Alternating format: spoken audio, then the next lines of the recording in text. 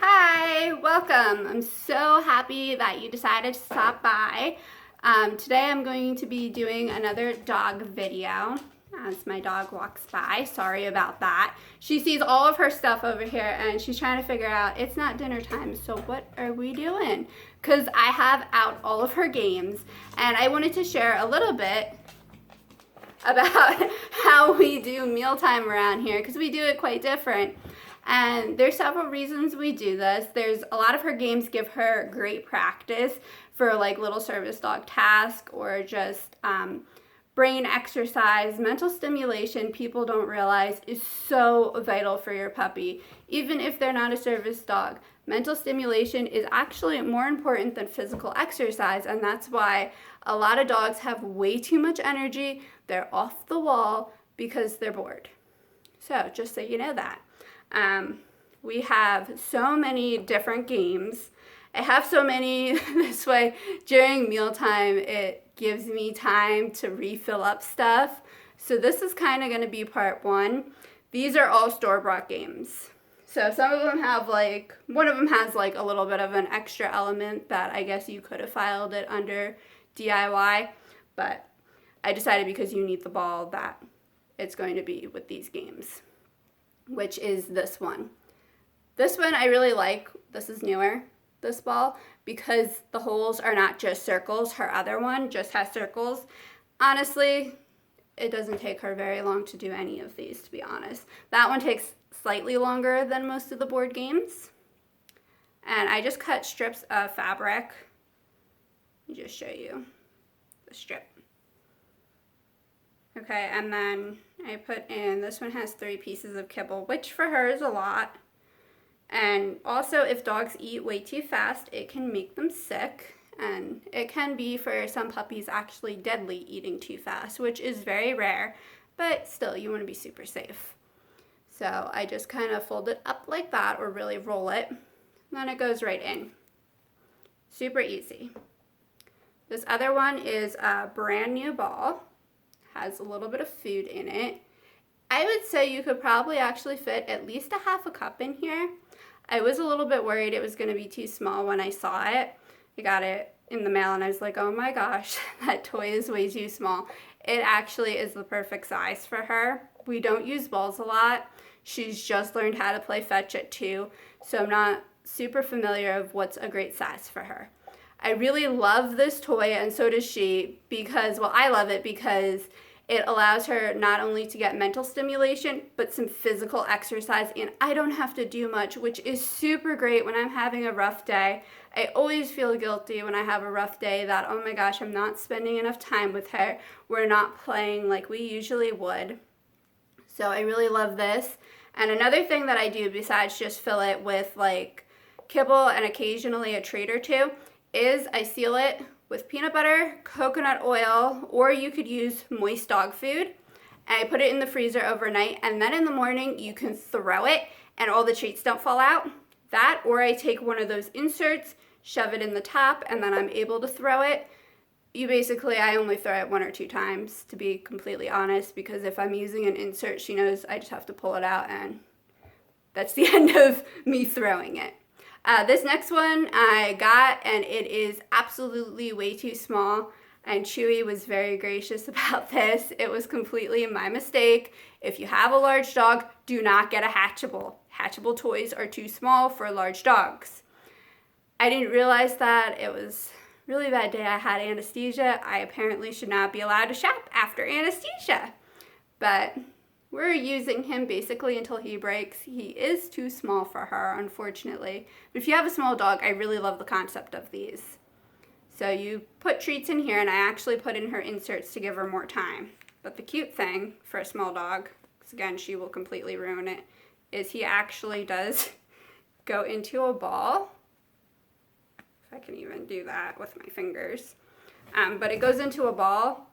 Or you can have them sitting up like that and then put treats or food in here. I know a lot of people use treats for all these games, but we use them for mealtime, and I prefer to use food anyways. So this next game was actually her first game. We're missing the pegs, so it does have pegs, which I'm not sure where they are right now. They're probably under furniture. So that's just kind of how it works. She used her snoot for that part. And then this, which taught her how to open stuff, which is super great because that transitions into a lot of things that she's been learning.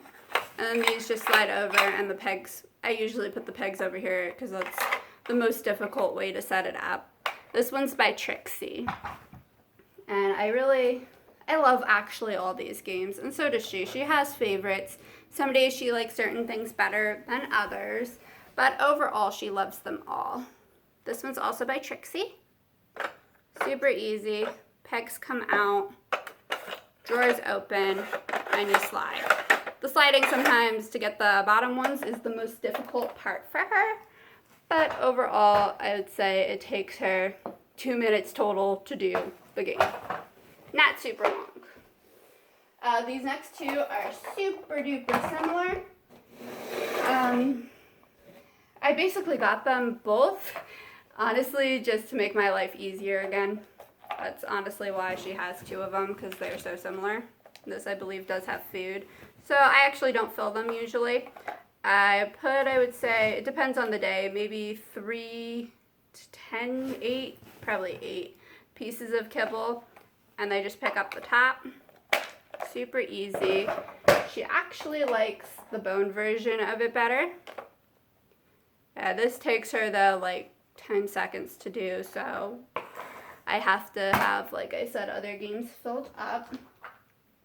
This, I don't know the company. I feel like maybe it's Outward Hound that puts that out.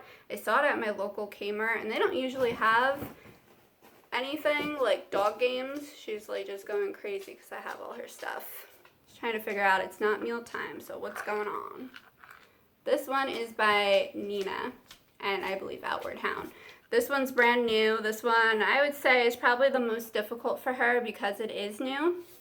So these bones come out, so you can put food there, and then both of these red compartments slide, and they open up. So there's tons of spots for food, which is super great when you have a super smart dog and you're trying to wear them out and they go super fast with everything. A lot of times this is how she eats her meals completely. So this last thing I'm going to probably have to move the camera for. We have a pretty big snuffle mat / enrichment mat. These are great. It's a little bit of a mess because it was all folded up. So let me grab this and see if my phone will let me turn this. Okay. Alright, so I'll just flip the camera, hopefully. Yeah, you can see she's trying to figure out if there's food. So this is the snuffle part of the mat. And this encourages digging in a productive way. They say when dogs use this, they don't really dig. I don't really notice her using her paws at all. So I'm not really sure about the digging. She's not a huge digger, so I don't really know from personal experience. She loves to sniff. She loves to sniff this. This has tons, though, of compartments. And it was a little bit more than like the other ones, but I felt like for $5 more to have something that would keep her a little bit more busy, it was definitely worth it for us. And I do DIY type things with this. These have these little circles you fill. All these, hopefully you can see that they fill.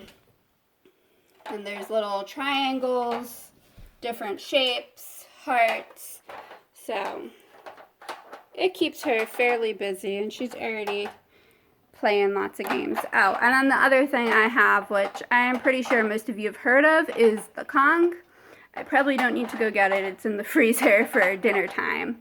So I hope this was helpful for somebody. I know lots of people have seen it on my Facebook different times when we're doing meal times, and I like to take pictures and share them, and they're like, oh my gosh, you should like teach a class or do something and share it with people. So I really hope somebody finds it pretty helpful, and I hope that you enjoyed this video.